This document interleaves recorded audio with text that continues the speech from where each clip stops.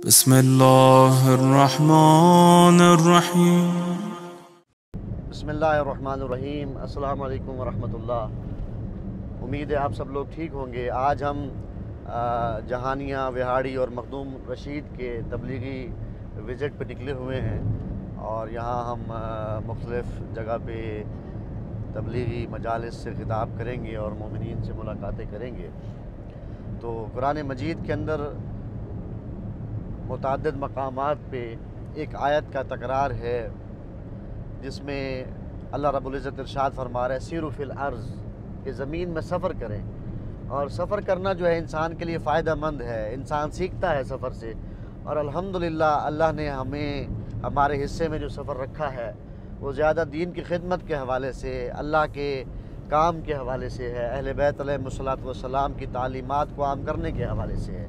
तो हम इस हवाले से मुख्तलिफ़ मकामात पे जाते रहते हैं। तो हमने ये फ़ैसला किया है कि अब हम जब सफ़र करेंगे तो आपके साथ बात भी करेंगे, आपके साथ अपने दिल की बात शेयर करेंगे और इससे ज़रा हमारा भी आपके साथ राब्ता बेहतर हो जाएगा, आपका भी हमारे साथ राब्ता बेहतर हो जाएगा।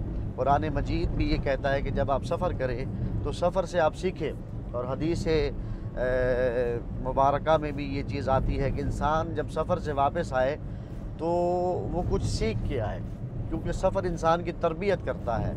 और एक मोमिन या एक दोस्त को पहचानने की जो अलामात हैं उसमें एक अलामत इंसान के लिए सफ़र भी रखी गई है। तो आज के इस सफ़र से इस्तिफ़ादा करते हुए मैं एक मौला अली अलैहिस्सलातु वस्सलाम का खुतबा है नहजुल बलागा के अंदर, जो खुतबा नंबर 108 है, जिसमें मेरे मौला अमीरुल मोमिनीन अली इब्न अबी तालिब अलैहिस्सलातु वस्सलाम इरशाद फरमाते हैं, व तअल्लमुल कुरान फ़इन्नहु अहसनुल हदीस। मेरे मौला ने फरमाया कि कुरान मजीद का इल्म हासिल करो।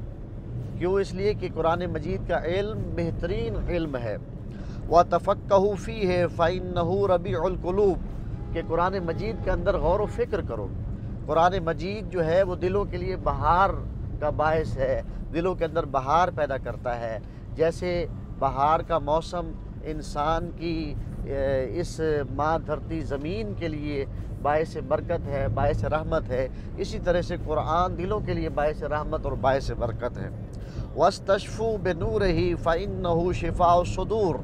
हम अपने बदन के इलाज के लिए डॉक्टर की तरफ रुजू करते हैं तो मौला फरमा रहे हैं, अगर तुम अपने सदर की, सीने की या अंदरूनी बीमारियों का इलाज चाहते हो तो कुरान तुम्हारी अंदरूनी बीमारियों का इलाज है।